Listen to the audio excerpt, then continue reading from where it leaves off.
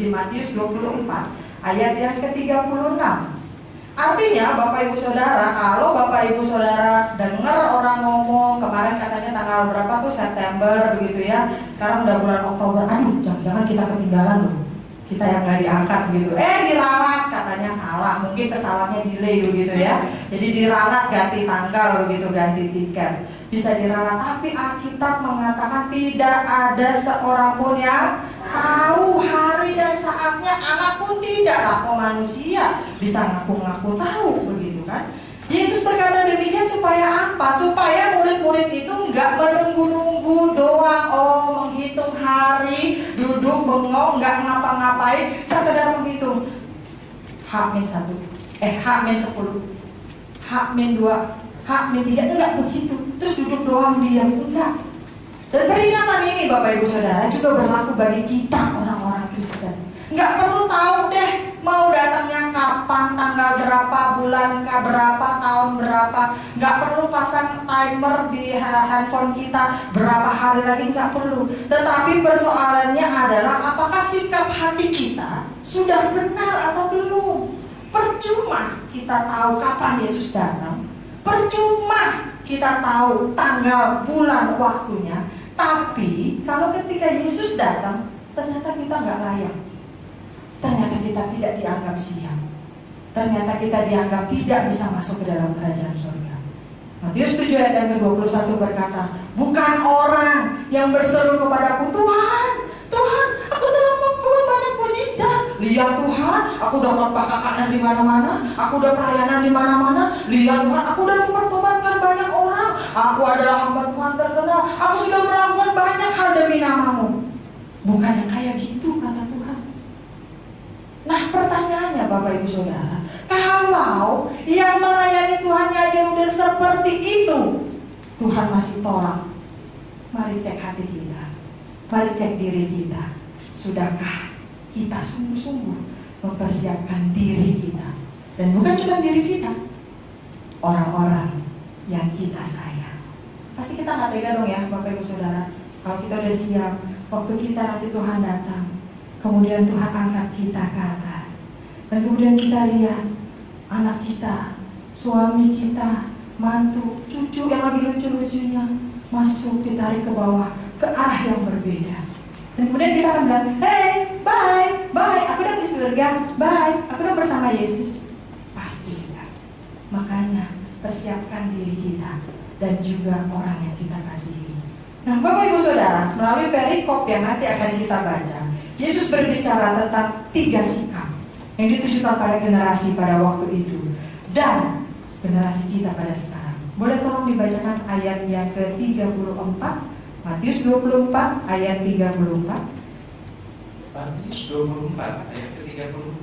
Ya. Aku berkata kepadamu, sesungguhnya angkatan ini tidak akan berlalu sebelum semuanya ini terjadi. Amin.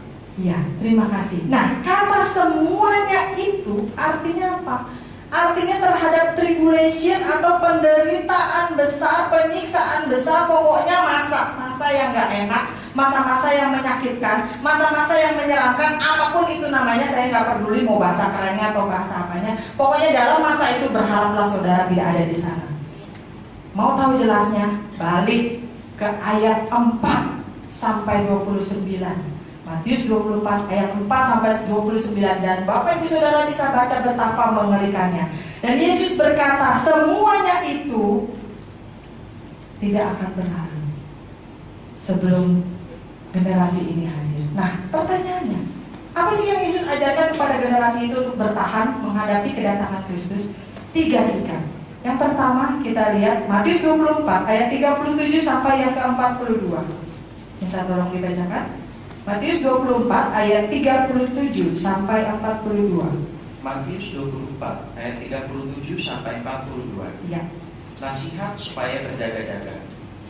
Sebab sebagaimana halnya pada zaman Nuh, demikian pula halnya kelak pada kedatangan Anak Manusia. Sebab sebagaimana mereka pada zaman sebelum air bah itu makan dan minum, kawin dan mengawinkan, sampai kepada hari Nuh masuk ke dalam bahtera.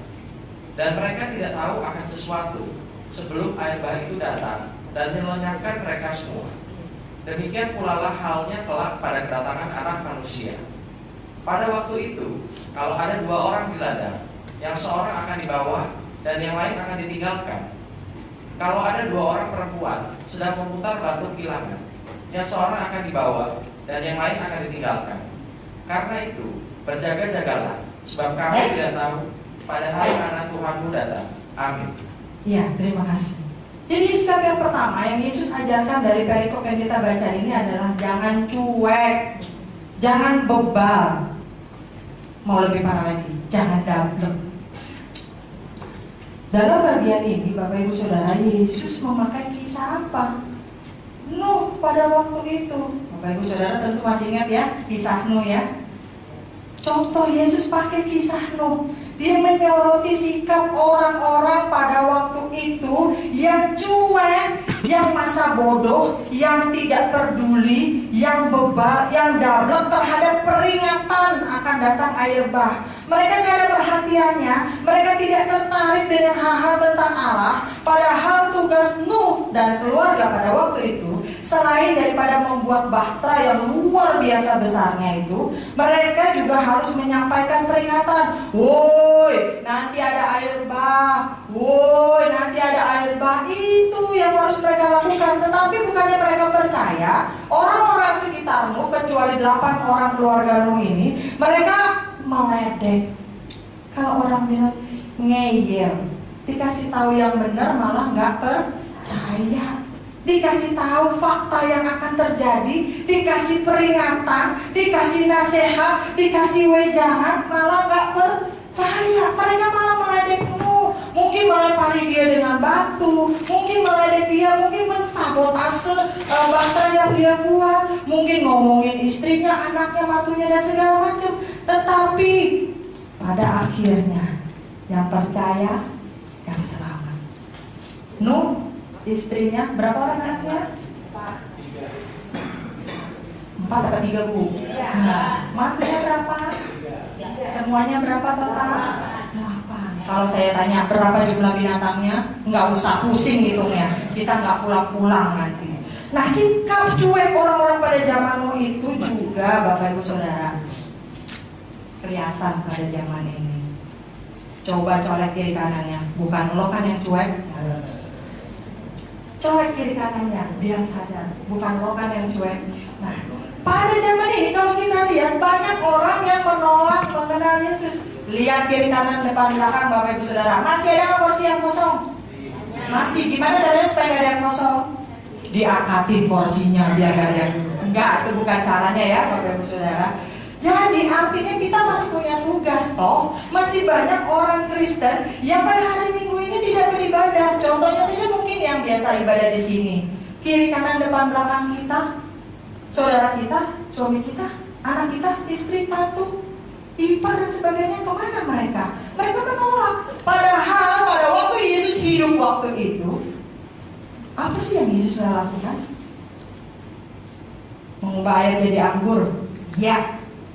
Meneduhkan ombak yang dahsyat. Sehingga ketika murid-murid bilang, Guru, kau tidak peduli kami binasa. Dan dia bilang apa ketika dia berdiri? Tenanglah, Hong. Tenanglah, Sui. Artinya apa? Hong Sui kalah di dalam nama Yesus. Jadi gak usah lagi kalau Bapak Ibu Saudara bikin rumah, ini pintunya mesti miring ya. Kalau lurus nanti rezekinya bolong, katanya begitu. Kalau rumah gak boleh tusuk sate ya. Kalau tusuk sate nanti begini-begitu. Bapak Ibu Saudara kalau punya rumah tusuk sate gak mau sini. Saya mau sate ayam, sate kambing, sate kelinci, gak apa-apa deh. Nah, Yesus itu sudah mengalahkan itu semua. Apa lagi yang dia gak lakukan? Membangkitkan orang mati. Berapa banyak ceritanya di Alkitab. Menyembuhkan sakit kusta yang pada waktu itu masih mustahil bahkan mungkin untuk saat ini. Yesus sudah menyembuhkannya. Apa sebutkan yang Yesus tidak bisa lakukan? Yesus sudah melakukan berbagai mukjizat, membuat 5 roti dan 2 ikan menjadi memberi makan 5.000 orang plus. Totalnya kemungkinan 15.000 orang. Tetapi Bapak Ibu Saudara, dasar namanya orang bebal, namanya orang dablek, namanya orang cuek, namanya orang ngeyel. Udah lihat begitu banyak tanda, bukannya percaya, tetapi mereka makin lawan, makin bantah. Bukan cuma jemaatnya doang Tetapi para pemimpin agama Yahudi bahkan dengan tegas berusaha menyudutkan Yesus, bahwa Yesus ini ngajar ajaran sesat tuh. Yesus itu nggak benar. Coba kita lihat Matius 12 ayat yang ke-24. Apa yang dikatakan di sana? Matius 12 ayat yang ke-24.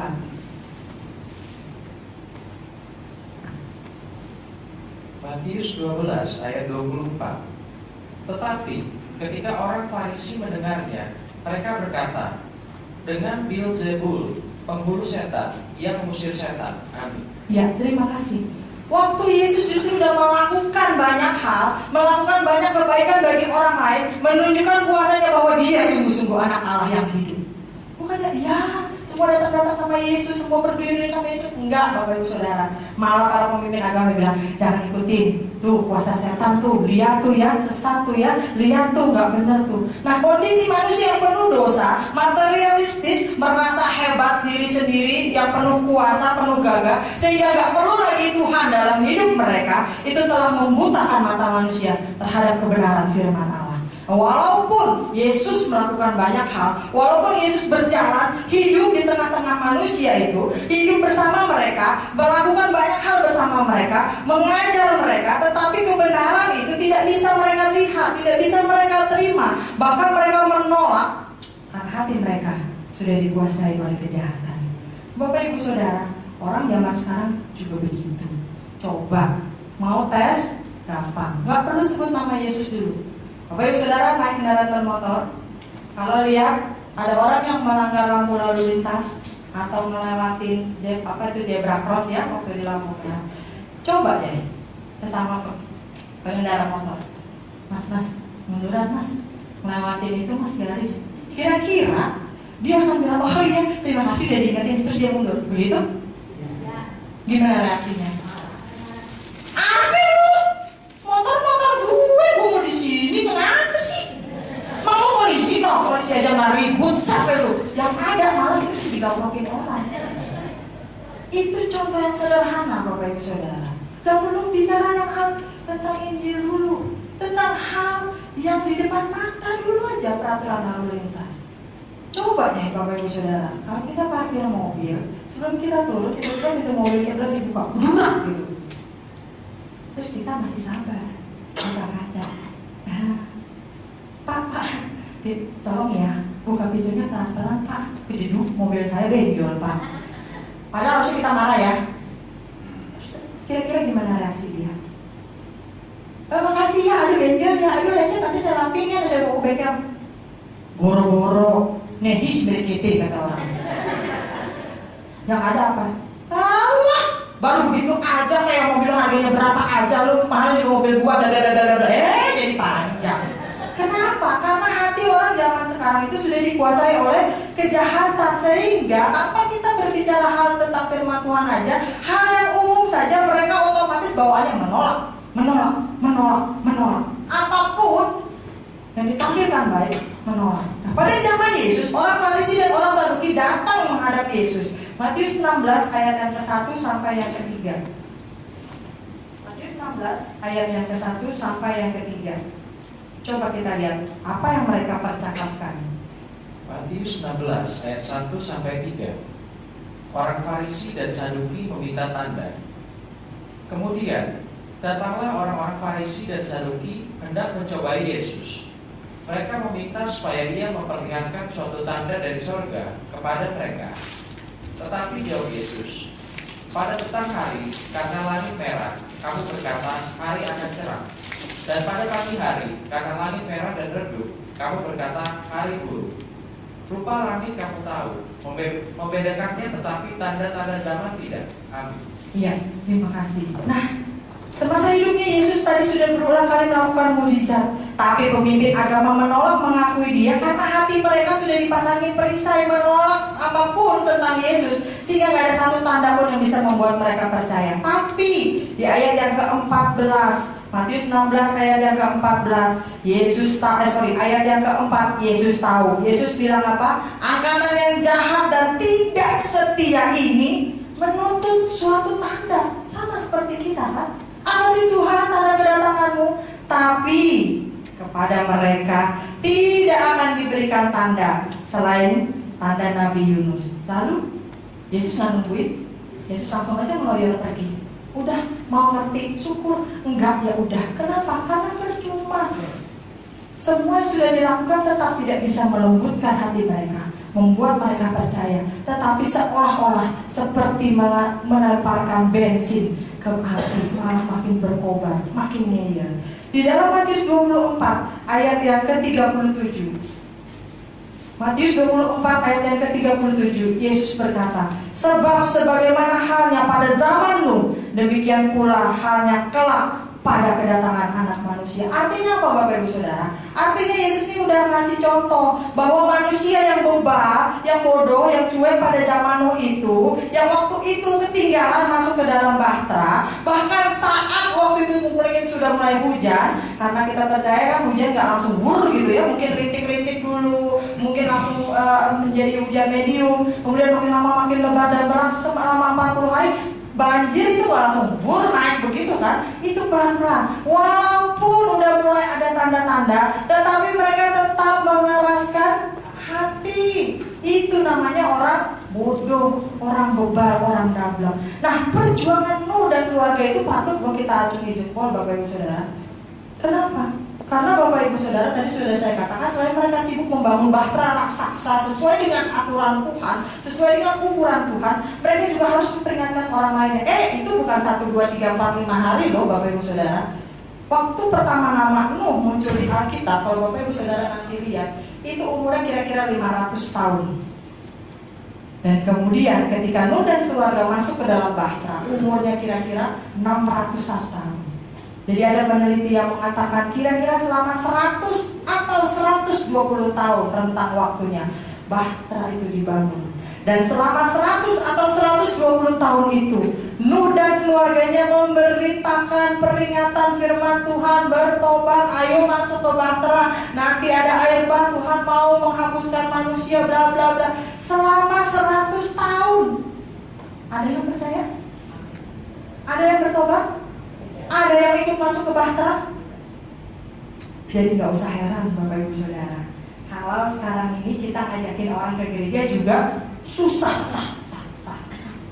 Karena pada zaman dulu juga udah begitu.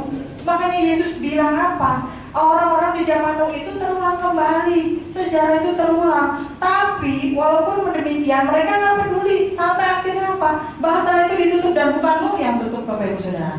Jangan bilang, Nuh jam bukain aja, orang udah pada lebih. Bukan Nuh yang tutup bahtera itu. Tangan Tuhan yang menutup, sehingga tidak ada satu orang manusia pun yang bisa membukanya. Akhirnya apa? Terlambat untuk diselamatkan. Mau manjat bagaimanapun gak bisa lagi masuk ke dalam bahtera. Di dalam perikop tadi Yesus berkata, kedatangannya yang kedua kali nanti akan didahului oleh kesengsaraan besar. Kitab Wahyu menjelaskan di dalam Wahyu 7 ayat 9 sampai 14, nanti Bapak Ibu Saudara bisa baca. Wahyu 7 ayat 9 sampai 14, bahwa banyak orang akan dimenangkan oleh Kristus pada waktu itu, termasuk 144.000 orang saksi Yahudi yang mengabarkan Injil, dan terjadi kebangunan besar di Israel dalam Roma 11 ayat ke-26. Tetapi jangan senang dulu. Kelihatannya enak banget ya pada waktu itu ya, jadi orang Kristen ya, wush hebat, di atas angin. Tetapi zaman itu akan dikuasai oleh peristiwa kebejatan manusia yang paling rendah. Kekejaman yang mungkin tidak pernah kita bayangkan dilakukan di sana. Gak usah tunggu nanti Bapak Ibu Saudara. Udah sering lihat berita tentang ISIS? Lihat apa yang mereka lakukan. Katanya konon anak-anak main bola berisik. Ya iya, namanya anak-anak main bola. Masa sambil diem? Diapain anaknya? Dipanggil, diikat, dibunuh. Gimana cara bunuhnya? Dilas, Bu. Kalau ditembak enak mungkin langsung mati. Dilas. Bayangkan. Pernah gak sih kita terpikir? Enggak. Tapi orang zaman sekarang iya terpikir, karena hati mereka jahat. Nah, zaman itu akan dikuasai oleh orang-orang seperti itu. Orang-orang fasik, orang-orang yang tidak peduli dengan orang-orang lainnya, orang-orang yang hanya mementingkan diri sendiri, tidak lagi peduli bahkan dengan keluarganya, apalagi Tuhan. Akan muncul agama-agama palsu, pemimpin-pemimpin rohani palsu yang menyesatkan banyak orang. Mau sembuh, ikutlah saya saya sudah turun naik kongko dengan Tuhan Yesus. Bapak Ibu Saudara, kalau saya udah nyampe surga, saya nggak mau turun naik. Udah enak di sama Tuhan. Coba Bapak Ibu Saudara baca berapa banyak kesaksian orang-orang yang dibawa baik dalam mimpi maupun dalam nubuatan, udah naik ke surga, ogah mau turun lagi. Udah enak banget loh di sono. Kalau saya sih Tuhan nggak usah deh saya turun naik. Tuhan saya udah di sini aja deh sama Tuhan gitu kan. Nggak mau saya turun naik. Nah sama seperti zaman Nuh, generasi ini juga mendapatkan peringatan. Kita, saya, Bapak Ibu dan Saudara, sudah terus dengar firman Tuhan. Makanya kalau dengar firman Tuhan, itu kupingnya dibuka. Jangan masuk telinga kanan mental, masuk telinga kiri mental. Masih mending kalau pakai lewat, masih ada bekas. Ini nggak pakai lewat, mental langsung ditolak. Ah itu mah buat yang di belakang, itu mah buat yang di sebelah kiri. Saya mah enggak. Tolak terus firman Tuhan, dan saudara akan menyesal akhirnya nanti. Yesus memberi contoh yang menarik di dalam Matius 24 ayat 40 sampai yang ke-42. Tadi sudah dibacakan bahwa ada 2 orang di tempat tidur. Enggak dua-duanya diangkat loh. Satu diangkat, satu ditinggalkan. Ada 2 orang sedang bekerja, satu diangkat, satu ditinggalkan. Makanya sungguh-sungguh percaya Yesus. Amin. Gak bisa nebeng. Jangan pikir suami pendeta, suami pelayan Tuhan, suami rajin ke gereja, Pak nitip salam buat Yesus ya, Mama hari ini gak ke gereja. Terus nanti waktu Tuhan Yesus datang, Tuhan aku kan udah sering nitip salam buat engkau, kamu suamiku gak nyampein. Nih kata orang Belanda, nebis dari gitu. Bener gak tuh Pak ya? Ada darah Belandanya soalnya.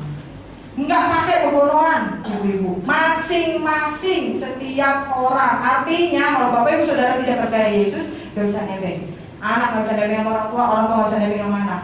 Suami istri gak bisa saling nebeng. Ipar apalagi gitu ya, jauhan dikit. Tetangga kalau lebih jauh lagi gak bisa. Terus semuanya bergelayut sama Pak Gembala, bukan gak bisa juga. Masing-masing. Sama seperti zaman Nuh. Dan di bagian ini Yesus sudah memberikan figur paralel dengan kondisi zaman air bah pada waktu itu. Supaya apa? Supaya kita sadar, supaya kita bisa melihat diri kita sendiri dan zaman di mana kita hidup. Bahwa kalau kita baca kitab Nuh dan kita ledekin, orang bodoh, orang beban, orang dablek. Ternyata Bapak Ibu Saudara, mungkin kita juga saat ini termasuk dalam komplotan itu. Cuma beda zaman doang. Sebagian orang dibiarkan masuk ke dalam bahkan, sebagian orang ditinggalkan. Di zaman ini nanti juga akan terjadi seperti itu. Yang percaya kan diangkat, yang tidak percaya enak aja diberi kesempatan lagi, ditinggalkan. Mau bertobat sekarang, nggak pakai nanti, now or never katanya begitu kan. Seperti yang disampaikan Petrus dalam khotbahnya pada hari Pentakosta, bahwa sebelum hari Tuhan, hari yang besar dan mulia itu, barang siapa yang berseru kepada nama Tuhan akan diselamatkan. Amin. Kisah Rasul 2 ayat 20 dan 21. Pada saat terakhir itu ketika Kristus mendirikan kerajaannya, maka sejumlah orang yang sudah setia kepada Kristus dengan iman yang tulus, Yesus saja nggak pakai embel-embel yang lain, itu mereka akan dipisahkan menjadi domba-domba daripada kambing. Dan orang inilah, domba-domba inilah yang akan mewarisi kerajaan surga. Bapak Ibu Saudara, kita sering dengar. Nah waktu kecil saya dengar, oh iya itu dongeng yang indah ya. Tetapi ketika saya semakin mempelajari firman Tuhan, dongeng yang indah itu, kalau kita percaya dan pegang dengan sungguh-sungguh, itu akan menjadi kenyataan di masa depan kita nanti. Nah inilah saat yang tepat Bapak Ibu Saudara. Ayo kita koreksi diri kita renungkan sungguh-sungguh. Semua tanda sudah jelas, sudah nyata. Apalagi yang mau dibicarakan? Sudah sangat gamblang, sudah sangat jelas. Nggak perlu pemikiran, nggak perlu belajar lagi, bisa mengerti dengan jelas. Jangan kita jadi orang yang cuek, jadi orang bebal, dablek yang nggak mau percaya, makin dibilangin makin bantah, masa bodoh, sok pintar sendiri. Nah itu yang paling parah. Jangan sampai nanti ketika Yesus benar-benar datang, hati kita ternyata tidak layak. Ternyata kita percayanya masih kurang, masih ragu. Ternyata kita belum bertobat sungguh-sungguh. Maka pada saat itu kita mungkin bisa nyanyi, terlambat sudah kau datang padaku. Boro-boro mau nyanyi Bapak Ibu Saudara. Kalau Golden Memories mungkin enak nyanyi. Pada waktu itu, wah, nangis air mata darah juga sudah percuma. Seperti orang-orang tidak percaya kepada Nuh dan keluarganya ketika air bah itu datang, mereka menyesal. Jangan sampai kita menjadi orang-orang seperti itu ketika Yesus datang yang kedua kali. Ini yang pertama. Yang kedua, Bapak Ibu Saudara. Jadi yang pertama, jangan cuek, jangan dablek. Yang kedua, jangan lengah, waspada. Matius 24 ayat 43 sampai 44, boleh minta tolong dibacakan. Matius 24 ayat 43 sampai 44. Matius 24 ayat 43 sampai 44. Tetapi ketahuilah ini, jika tuan rumah tahu pada waktu mana pada malam hari pencuri akan datang, sudahlah pasti ia berjaga-jaga dan tidak akan membiarkan rumahnya dibongkar. Sebab itu, hendaklah kamu juga siap sedia, karena Anak Manusia datang pada saat yang tidak kamu duga. Amin. Ya, terima kasih. Nah, Bapak Ibu Saudara, kalimat tetapi ketahuilah ini di ayat ke-43. Tuh, ada yang nggak tahu kan? Sebenarnya kayak gitu bawa kitab. Ya. Kalimat tetapi ketahuilah ini dalam ayat 43 itu menunjukkan peringatan langsung dari Tuhan Yesus. Dan dia lanjutkan dengan memberikan contoh. Kenapa? Karena dengan contoh, otak manusia kita lebih paham, lebih mudah ngerti. Bapak Ibu Saudara, nggak ada pencuri yang kalau datang ke rumah kita, ke toko kita atau ke kantor kita, itu sebelumnya SMS dulu, atau zaman sekarang WhatsApp dulu atau telepon dulu. Pak Gembala, besok saya mau datang ke GXC Peak ya. Saya mau angkutin itu semua alat musik yang ada. Semua saya mau bawa truk yang 40 feet gitu ya Pak ya. Tolong pintunya gerbang dibuka. Satpam semua diliburin ya Pak ya. Nanti saya kira-kira jam 12 malam mau datang. Ya terus itu juga tetangga tolong ditenang-tenangkan. Kalau kira-kira ada keributan bilang aja nggak apa-apa, nggak apa-apa. Nggak perlu ditunggu Pak. Nanti saya nggak perlu tutup lagi pintunya. Nggak ada Bapak Ibu Saudara. Kalau kira-kira ada orang yang telepon seperti itu, pasti Bapak Gembala akan langsung panggil polisi, hansip, satpam, semua keamanan. Ini gerbang semua ditutup, kalau perlu dirantai, digembok ganda. Ini pintu semua dipasangin alarm, jendela apa semua teralis dipasangin. Kenapa? Karena kita menjaga apa yang kita miliki. Nah, kita waspada, kita tidak lengah. Kedatangan pencuri yang begitu bodoh, nggak ada yang menginfo lebih dulu waktu kedatangannya. Supaya apa? Supaya tuan rumah itu siaga, supaya tuan rumah itu nggak lengah, supaya tuan rumah itu waspada. Nah Bapak Ibu Saudara, dalam hal ini Yesus nggak bilang aku adalah pencuri, enggak. Tapi perjanjian baru sering membandingkan kedatangan Yesus yang kedua kali dengan kedatangan pencuri dalam hal tidak tahu kapan waktunya. 1 Tesalonika 5 ayat yang kedua, 2 Petrus 3 ayat yang ke-10, Wahyu 3 ayat 3, Wahyu 16 ayat 15, dan masih banyak ayat lagi yang kalau Bapak Ibu Saudara benar-benar baca Alkitab bisa menemukan bagaimana contoh pencuri datang tidak diketahui waktunya. Itu seringkali disamakan dengan kedatangan Yesus. Nah di dalam Matius 24 ayat yang ke-44 dikatakan, sebab itu hendaklah kamu juga siap sedia. Kalau poin yang pertama tadi Bapak Ibu Saudara, ini orang yang gak mau dibilangin, orang yang gak mau dinasihatin, orang yang gak mau lihat tanda-tanda kedatangan Tuhan, orang yang tidak peduli dengan firman Tuhan, hal-hal kerohanian, pokoknya hidup ya sekedar hidup aja, yang penting happy. Itu yang poin pertama. Tetapi di poin yang kedua, orang yang udah mulai sadar, oh iya nanti Tuhan akan datang, oh iya tapi gak tahu kapan ya, jangan lengah. Kata siap sedia di konteks ini menunjukkan sebuah perintah yang terus-menerus berjaga-jaga, terus-menerus membaca firman Tuhan, terus-menerus berdoa, terus-menerus berkomunitas beribadah bersama, terus-menerus memperingatkan seorang-orang di sekitar kita, hei kedatangan Kristus sudah dekat, hei kedatangan Kristus sudah dekat. Terus memelihara iman kita, jangan lengah, jangan waspada, jangan tertipu. Kenapa? Saya beri contoh sederhana. Bapak Ibu Saudara, perkembangan teknologi sekarang udah canggih banget ya. Berapa banyak yang masih pakai handphone? Oke, terbalik nanyanya. Pasti nggak mau ngaku. Aduh, ada yang saya beliin ya. Bapak Ibu Saudara, siapa yang pakai handphone touchscreen? Boleh angkat tangan. 1, 2, 3. Yang lain nggak punya handphone apa ya? Boleh Pak, souvenir Natal nanti handphone begitu langsung dari pabriknya. Ya Bapak Ibu Saudara, siapa yang pakai handphone touchscreen? Yang dipencet ya, atau press screen juga boleh. Ini kan ada lamaan gitu, karena kurang sensitif. Nah, rata-rata baik Bapak Ibu Saudara ngaku ataupun enggak, mama saya aja yang cuma telepon sama SMS itu handphonenya touchscreen. Walaupun lebih sering nanya, karena lansia gitu kan, umur hampir 70, baru belajar pakai handphone begitu, seringan nanya, seringan error, seringan mesti copot baterai di reset lagi begitu ya. Ini kenapa nih semuanya begini? Dan yang paling parah, setelah mama saya belajar WhatsApp belakangan ini, sering salah kirim. Kirimnya ke grup Bapak Ibu Saudara. Karena kita bikin grup kan di gereja, sekarang WhatsApp isinya grup semua kan. Nah, jadi sering salah kirim. Dia nanya, "Lia, kamu di mana?" Oh, dijawabin sama orang-orang di grup. "Di hatimu," katanya gitu kan. Nah, Bapak Ibu Saudara, kecanggihan teknologi itu udah menjamah semua umur Bapak Ibu Saudara. Mau dari usia anak saya yang belum 10 tahun ini, yang dari tadi udah mencet-mencet terus begitu kan, sampai mama saya yang udah berusia hampir 70 tahun, itu semua terjamah oleh teknologi di era sekarang ini. Bapak Ibu Saudara, anak-anak sekolah mulai diperkenalkan dengan komputer. Anak-anak kelas 1 mulai diajarin itu pegang mouse, padahal itu emaknya pegang mouse aja bingung caranya bagaimana. Anak saya yang kelas 1 udah bisa pegang mouse. Itu kecanggihan teknologi. Jack Ma, Bapak Ibu Saudara tahu Jack Ma ya? Nah, dia itu sekarang membuat sebuah kafe tanpa karyawan.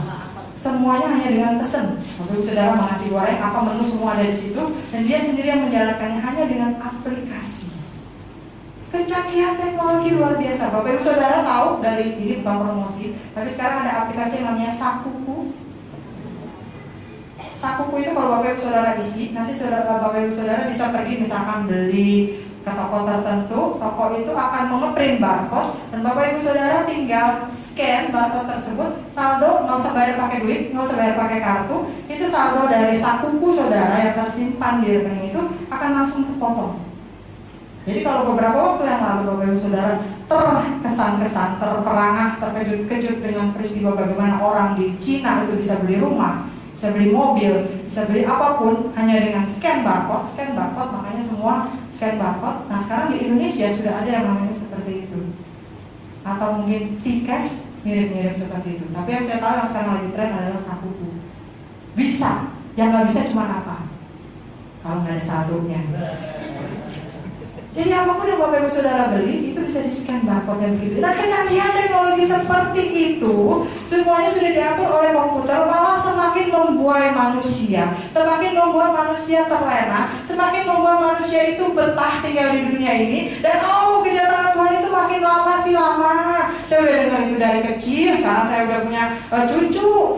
Tapi Tuhan mana nggak datang-datang? Jangan-jangan masih lama. Nah kondisi ini tepat seperti ketika zaman Nuh, dibilang cuaca cerah, tanpa awan, boro-boro gerimis, mendung aja enggak, mana mungkin ada air bah. Akhirnya orang tidak bersiap-siap, tidak membawa payung, tidak percaya dengan adanya air bah.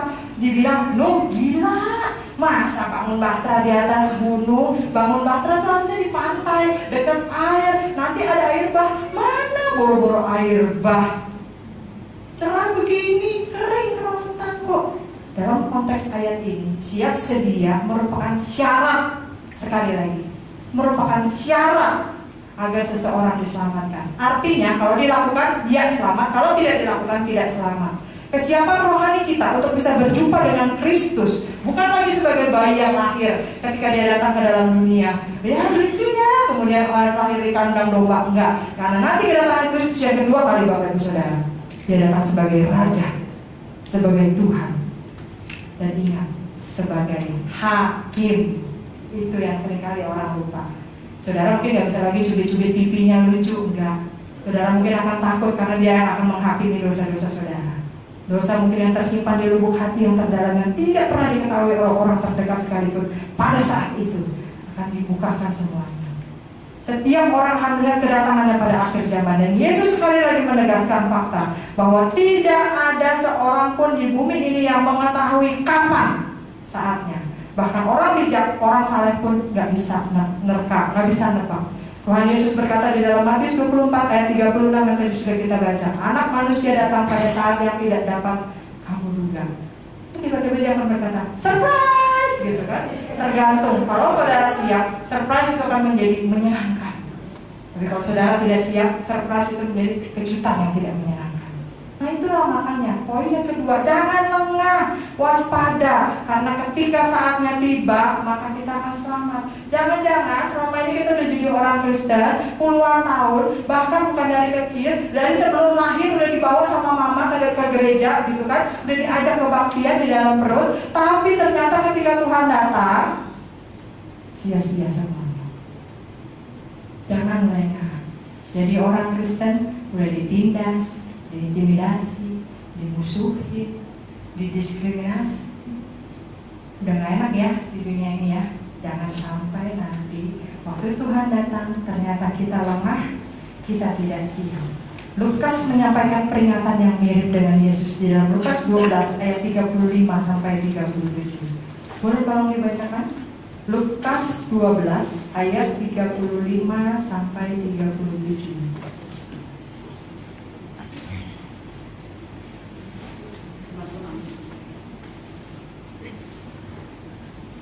Lukas 12 ayat 35 sampai 37. Kewaspadaan. Hendaklah pinggangmu tetap berikat dan pelitamu tetap menyala. Dan hendaklah kamu sama seperti orang-orang yang menanti-nantikan tuannya yang pulang dari perkawinan, supaya jika ia datang dan mengetok pintu, segera dibuka pintu baginya. Ya, sampai situ dulu. Terima kasih. Nanti kita lanjutkan. Nah, Lukas menyampaikan peringatan yang mirip dengan Yesus. Ketika Tuhan Yesus datang kembali, mereka yang siap atau tidak itu akan ketahuan. Bapak Ibu Saudara, sini pasti ada yang kerja kantoran, punya bos, atau punya usaha sendiri, punya karyawan. Kira-kira kalau kita yang jadi karyawan, bos bakal seneng nggak kalau lihat kita nggak ngerjain tugas atau kerjanya cuma di depan bos doang? Giliran ada bos, halo, giliran bos keluar pintu dikit, nyantai. Koran mana koran? Kupi mana kupi? Kalau angkat kaki di meja, pasti bos juga nggak senang. Karena kita tidak siap. Waktu bos datang, buru-buru. Atau ketika kita punya karyawan, kita punya anak buah, waktu kita yang nggak ada, dibantai. Yang ada apa? Bikin pulau tidur. Gitu kan? Tin, misalnya kita mau minta dibukain pintu, nggak datang. 10 menit, tin, tidak siap karena lagi tidur. Ini satu gambaran yang sederhana, Bapak Ibu Saudara. Ketika Yesus datang kembali, apa yang sedang kita lakukan? Di mana kita berada? Di mana posisi kerohanian kita? Jangan bilang dulu saya melayani. Jangan bilang dulu saya rajin penginjilan. Dulu saya rajin baca Alkitab. Dulu. Yesus nggak tanya dulu loh, Bapak Ibu Saudara. Alkitab di bagian yang lain berkata apa? Yang terdahulu bisa menjadi yang terkemudian bisa menjadi yang terdahulu. Jangan-jangan nanti orang yang kita ajak ke pengenal Kristus, orang yang kita bawa ke gereja, orang yang kita share Injil Kristus, malah dia yang diangkat ke surga. Karena pada Yesus datang, dia siap sedia mempertahankan imannya. Jangan-jangan kita yang udah lebih dulu jadi orang Kristen, lebih dulu melayani, lebih dulu menjadi hamba Tuhan, lebih dulu menjadi pelayan Tuhan, pada Yesus datang, karena kita tidak siap sedia pada saat itu, kita tidak layak. Bagaimana dengan kekudusan hidupmu? Bagaimana dengan hubunganmu dengan Tuhan? Berapa banyak sekarang hamba-hamba Tuhan yang sudah terlalu sibuk dengan jadwalnya, sehingga tidak lagi punya konektif, tidak lagi terhubung dengan Tuhan. Dia bisa berkhotbah dengan baik, iya, karena memang sudah Allah bisa, karena biasa. Tetapi ini pekerjaan Tuhan, harus terhubung dengan Tuhan. Apa yang Tuhan mau sampaikan? Jadi jangan lengah dengan kenikmatan dunia ini, dengan teknologi, dengan bisnis, dengan segala yang ditawarkan dunia. Apalagi tenggelam di dalamnya dan terlena di dalamnya. Mari kita terus siap-siap, sedia, waspada. Yang terakhir, astaga, masih yang terakhir. Gak apa-apa, bebas stres. Ini beneran yang terakhir, Bapak Ibu Saudara.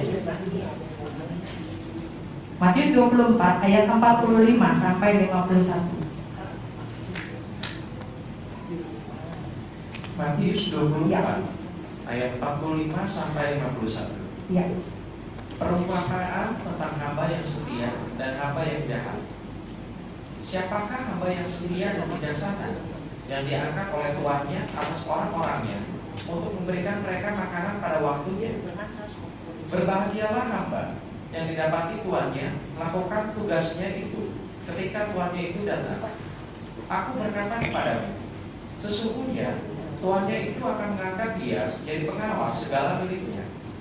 Akan tetapi apabila hamba itu jahat dan berkata di dalam hatinya, tuanku tidak datang-datang, lalu dia mulai memukul hamba-hamba lain dan makan minum bersama-sama pemabuk-pemabuk, maka tuan hamba itu akan datang pada hari yang tidak disangkakannya, dan pada saat itu yang tidak diketahuinya, dan akan membunuh dia dan membuat dia senasib dengan orang-orang munafik. Di sanalah akan terdapat ralatan dan kertangan gigi. Amin. Ya, terima kasih. Nah, Bapak Ibu Saudara, bagian yang ketiga adalah tetap setia. Kalau tadi yang pertama jangan cuek, jangan dablok. Kalau dibilang itu denger, percaya, jangan sok pintar sendiri. Yang kedua, tetap waspada, jangan lengah, jangan bilang dulu. Sekarang di mana? Masih jadi orang Kristen? Ya masih. Kerohaniannya gimana? Hubungannya dengan Tuhan gimana? Itu yang penting, bukannya dulu. Nah, yang ketiga, tetap setia, jangan luntur, jangan ikutin orang lain. Semua orang begitu, saya juga. Mayoritas belum tentu betul. Nah, di dalam bagian ini, Yesus memberikan kita suatu contoh lain untuk menyatakan maksud perkataannya di ayat yang ke-45 tadi. Tanggung jawab khusus dari seorang hamba Tuhan, pelayan Tuhan, orang Kristen digunakan Yesus untuk menjelaskan arti pemberitaannya, yaitu, Bapak Ibu Saudara, ingat bahwa kita, setiap orang Kristen adalah hamba Tuhan. Bukan hanya yang bergelar pendeta, bukan hanya yang bernyanyi di depan atau bermain musik, bukan, tetapi setiap orang Kristen adalah hamba Tuhan. Karena sudah ditebus dari budak dosa, hamba dosa, menjadi milik Kristus. Maka kita semua sekarang menjadi hamba Kristus. Itu yang perlu kita ingat. Nah, sebagai hamba kita punya tanggung jawab, kita punya kewajiban, yaitu apa? Yang melayani Tuhan kita. Itu aja, menyenangkan hatinya. Jadi setiap orang itu harus melakukan pekerjaan Kristus sesuai dengan apa yang Tuhan mau, sesuai dengan apa yang menyenangkan hati Tuhan, sesuai dengan apa yang Tuhan ajarkan.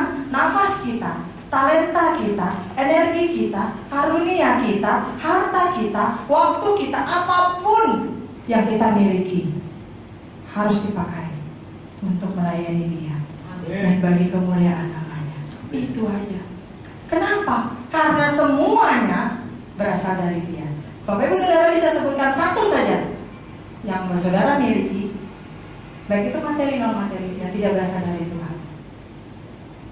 Bisa?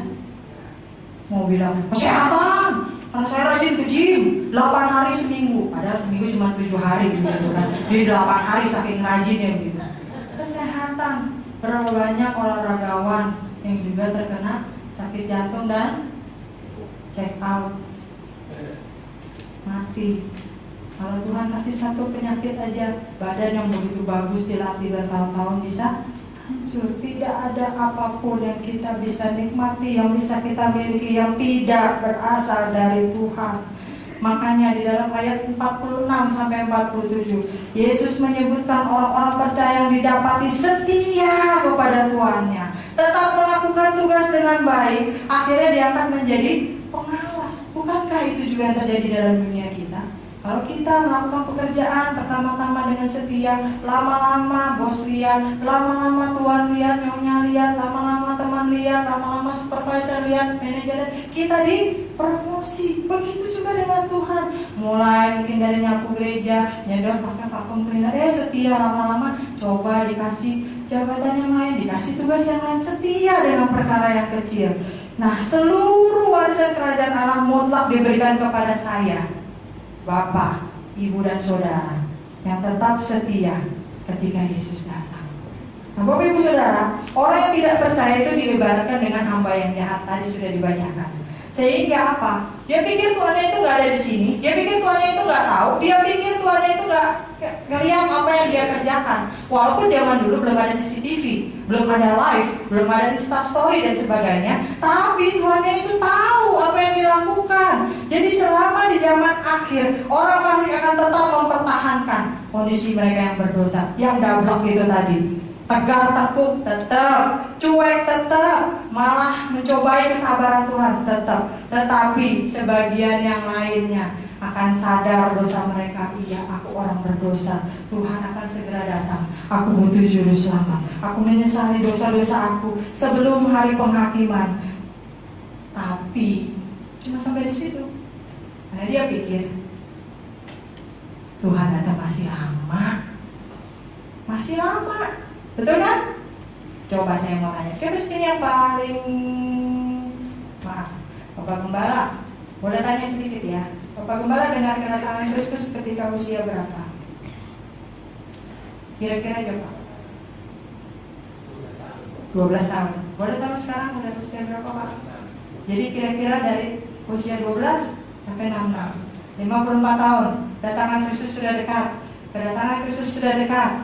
Udah datang belum Pak? Ada yang menunggu lebih lama dari itu? 54 tahun mendengar berita hal yang sama. Yesus sudah datang, bertobatlah, kerajaan Allah sudah dekat. Masih ingat kisah Yohanes Pembaptis? Dari zaman Yohanes Pembaptis loh, sampai sekarang loh. Waktu itu memang Yesus sudah datang. Dan kemudian setelah itu murid-murid menceritakan, bertobatlah, bertobatlah, Injil diberitakan. 2000 tahun setelah kematian Yesus, udah datang belum? 2000 tahun.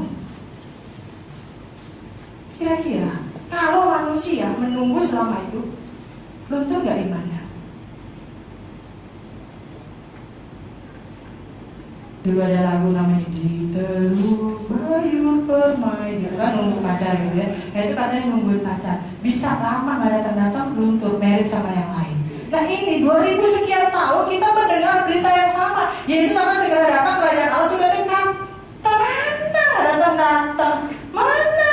Tuh, sampai yang guru sekolah minggu saya sudah wafat, sudah meninggal gitu kan. Sampai yang lain-lain udah gak ada, generasi sudah hilang, begitu gak ada mana. Akhirnya apa? Sebagai manusia yang lain yang percaya, tapi mereka berpikir, iya betul, Yesus memang akan segera datang, tapi waktunya masih lama. Nah Bapak Ibu Saudara, saya beritahu satu hal, ini salah satu trik iblis untuk menjerat kita. Waktu itu William Barclay berkata, 3 iblis diutus ke dunia untuk menjatuhkan manusia. Iblis yang pertama kasih laporan begini, apa strategi kamu? Lapor, komandan, strategi saya akan bilang sama manusia, hei manusia. Gitu kan suara iblis ya.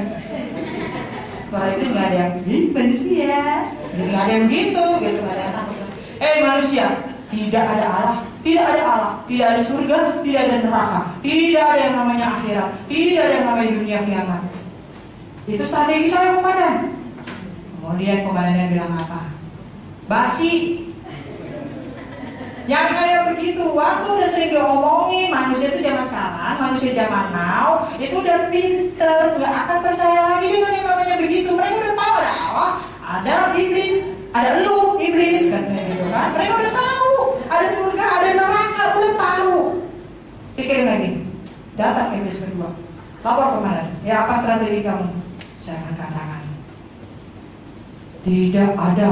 Sungguh-sungguh nih komandan, kalau tadi kan teman saya bercanda. Bener-bener lu, neraka itu gak ada, surga iya ada. Semua orang nanti mati, gak usah pakai Yesus-Yesusan, bahkan naik ke surga. Nikmati aja hidup kalian, ya. Gak ada yang namanya hukuman, gak ada yang namanya tempat menyeramkan, gak ada, itu bohong. Semua orang, kan Yesus kan mengasihi semua orang kan, betul kan? Nah Yesus kan turun ke dunia untuk menyelamatkan semua orang. Jadi nanti kita semua akan masuk ke surga. Gak usah bertobat, gak usah percaya Yesus, pokoknya mati pasti masuk surga. Kemudian komandannya bilang apa? Gak laku. Yang kayak gitu juga ya, sekarang tuh ya, udah pada belajar, pada sekolah, pada dengar firman, pada kebaktian. Mereka udah tahu bahwa masuk surga pasti perlu Yesus, dan neraka tuh emang ada. Basi ganti. Masuk iblis ketiga. Iblis ketiga bilang gini, ya udah deh komandan, kalau tadi 2 teman saya emang agak blow on, Saya akan bilang gini, iya, memang surga itu ada, betul. Neraka itu ada banget, betul. Saya ini dari neraka, kan? Saya akan katakan yang sesungguhnya. Saya akan katakan fakta yang benar. Memang betul. Kamu manusia, kalau kamu nanti tidak percaya Yesus, waktu kamu mati, kamu tidak bisa masuk ke surga bersama Yesusmu. Kalau kamu tidak percaya Dia, kamu akan ke neraka bersama dengan saya. Tapi nyantai aja, waktunya masih lama. Enggak sekarang kok, mati nggak besok kan? Masih lama kan? Tuh badan masih sehat, umur masih muda ya, masih kuat. Itu minum suplemen masih kuat ya, nggak besok. Yesus datang? Iya betul, Yesus akan datang. Aku juga tahu Yesus akan datang. Tapi nanti masih lama. Udah nyantai aja dulu. Ke gereja nggak usah sekarang, minggu depan masih ada. Baca Alkitab, ntar aja kalau kerjaan rumah tangga udah beres ya. Ya nggak kebaca-baca karena kerjaan rumah tangga nggak kelar-kelar. Kalau berdoa nanti aja di gereja juga udah berdoa kan. Nanti makan berdoa sehari 3 kali udah cukup. Gak usah sungguh-sungguh lah. Nikmati aja hidupmu. Komandannya bilang apa? Bagus. Laksanakan. Makanya orang zaman sekarang apa? Dibilang percaya Injil, iya. Diajak ke gereja, susah. Nampak nanti masih lama. Karena mereka punya pikiran muda, mulia-mulia, apa? Mati. Nah, itu dia. Nikmati aja dulu hidupmu. Nanti bertobat kapan? Kalau udah di rumah sakit. Nampak sudah begitu. Di sini udah bunyi. Baru pendeta suruh datang doain. Aku mau percaya Tuhan. Ya, pendeta kena macet pun di mana-mana. Kumpul keburu nggak percaya Yesus. Jangan kalau udah begitu baru percaya Yesus, itu malaikat mau udah nungguin. Baru Yesus tolong. Yesus bilang enak aja lo gitu ya. Dulu lu dikotbahin suruh baca Alkitab, suruh ke gereja, diajakin, dijemput, malah lu nggak mau juga. Sekarang udah napas tinggal separuh, nggak pakai satu lagi udah separuh. Baru panggil gue. Kalau masih keburu, oke, dia bertobat. Karena Yesus tidak pernah menolak setiap orang yang datang kepadanya. Kalau keburu, kalau nggak keburu, nah, udah. Jadi jangan tunggu sampai detik-detik terakhir. Jangan lengah, jangan dablek, jangan luntur imannya. Jangan mau dipercaya sama iblis. Yesus mau datang kapan aja kita harus percaya. Ya, harus siap sedia. Ya, jangan luntur iman kita. Tetap percaya, tetap yakin, tetap pegang firman Tuhan. Memang kedatangan Kristus adalah hal yang penting. Memang tanda-tandanya itu harus kita pelajari. Tetapi yang penting, lebih penting adalah bagaimana kita mempersiapkan hati dan roh kita supaya ketika kita dijemput nanti udah siap. Mari kita mulai berpikir, mari kita mulai ambil keputusan yang pasti dan teguh. Siap enggak? Tanya sama diri kita sendiri. Kalau Yesus datang saat ini, seluruh pengetahuan Alkitab kita tentang kedatangannya, atau hati kita yang lebih siap? Jangan-jangan kalau dites mungkin bisa lulus teorinya, prakteknya di mana kondisi hatimu? Bukan dulu, tapi sekarang dan nanti. Amin buat firman Tuhan. Mari kita berdiri. Kita akan naikkan sebuah pujian yang lama.